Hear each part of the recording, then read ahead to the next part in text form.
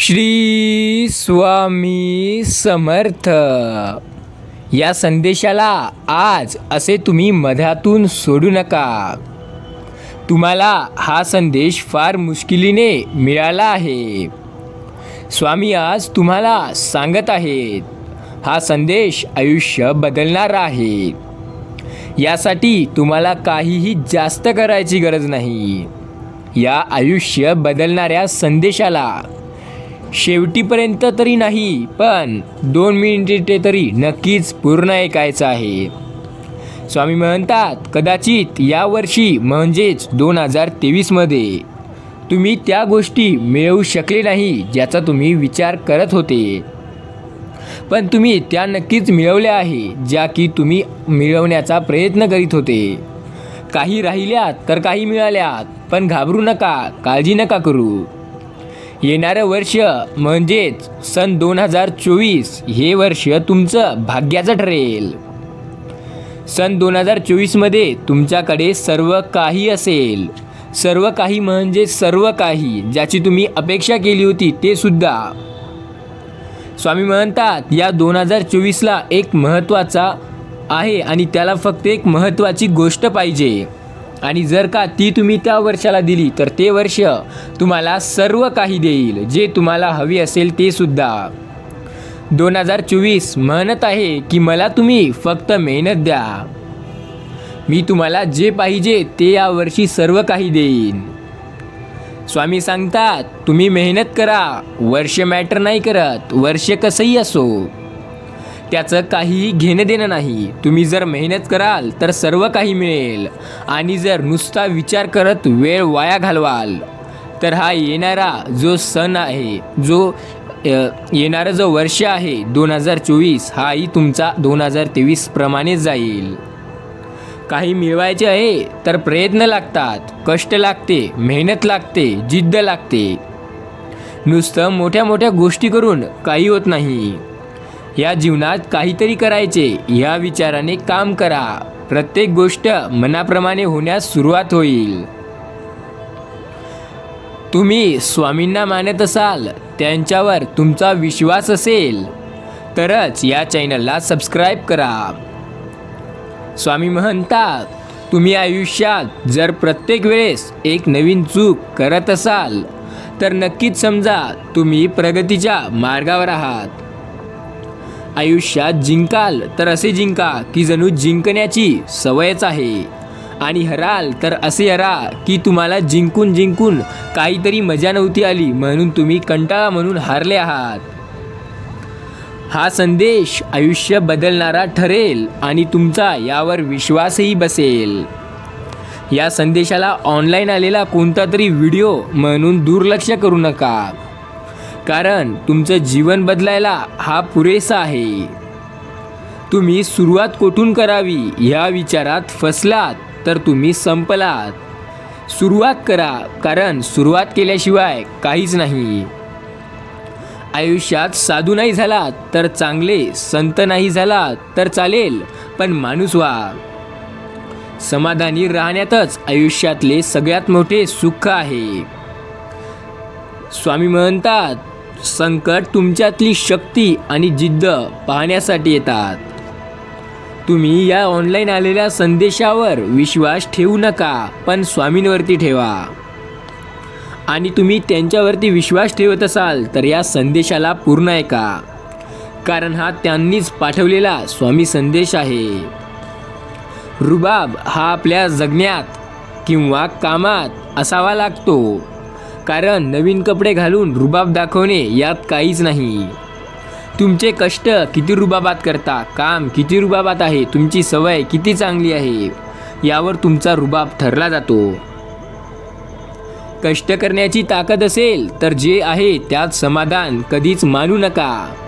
काहीतरी करण्याचा प्रयत्न करा. जिथे पैसेवाले कमी पडतील तिथे तुमची गरज भासेल असे यशस्वी बना, कारण पैसेवाले खूप आहेत, पण ज्याची गरज अशा काळात येईल जिथे पैसाही कामी येणार नाही असे काही बनू शकाल तर फायद्यात राहाल. आयुष्यात आनंदात जगायचं, पण आपले कर्तव्य कधीच विसरू नका. आयुष्य असं आहे जे काहीही करू शकते. आयुष्यात मस्तीत जगा, पण शिस्तीत जगा. प्रॉब्लेम, समस्या हे येणारच राहणार. ते येणार, ते जाणार, पण सवय करून टाका त्यांची. त्यांना असं पहा की जसं हे तर रोजचंच आहे.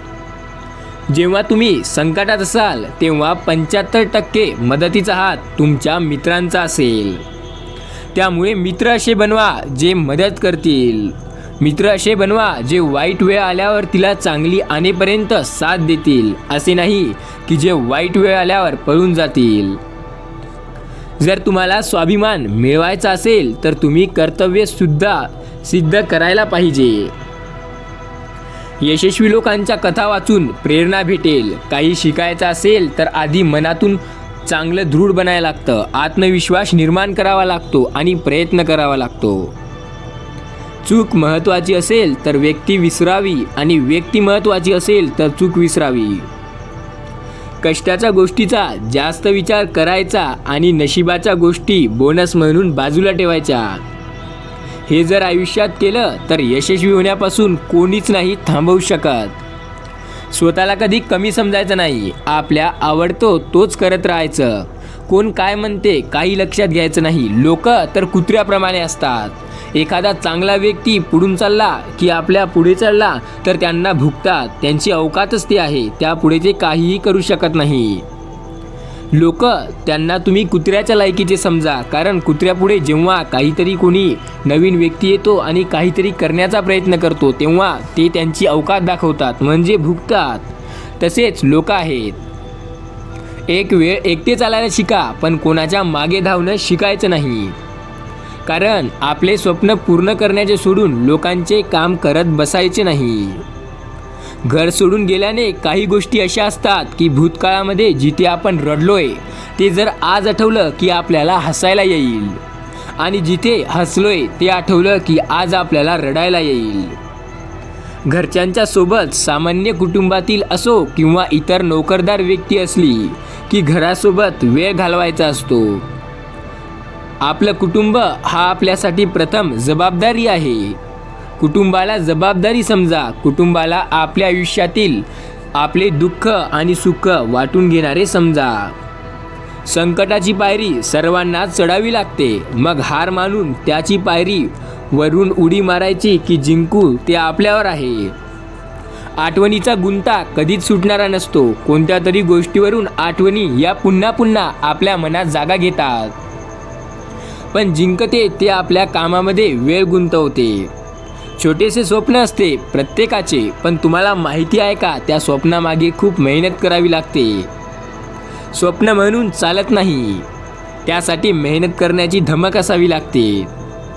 काही छोट्या गोष्टी खूप काही शिकवून जातात. पण वेळ अशी गोष्ट आहे जी काही न बोलता खूप तरी काही सांगून जाते. जो व्यक्ती लवकर जबाबदारी घ्यायला शिकतो त्या व्यक्तीला आयुष्यात काहीही संकट आले तरी त्याला काही फरक पडत नाही. स्वतः दिवसेंदिवस अपडेट करणे हाच आयुष्यात जगण्याचा खरा नियम आहे. काळ बदलतोय, वेळ बदलतोय, पण तुम्ही तेच राहताय, चूक करताय. बदला. काळासोबत, वेळेसोबत स्वतःला त्या वेळेसारखे बनवा.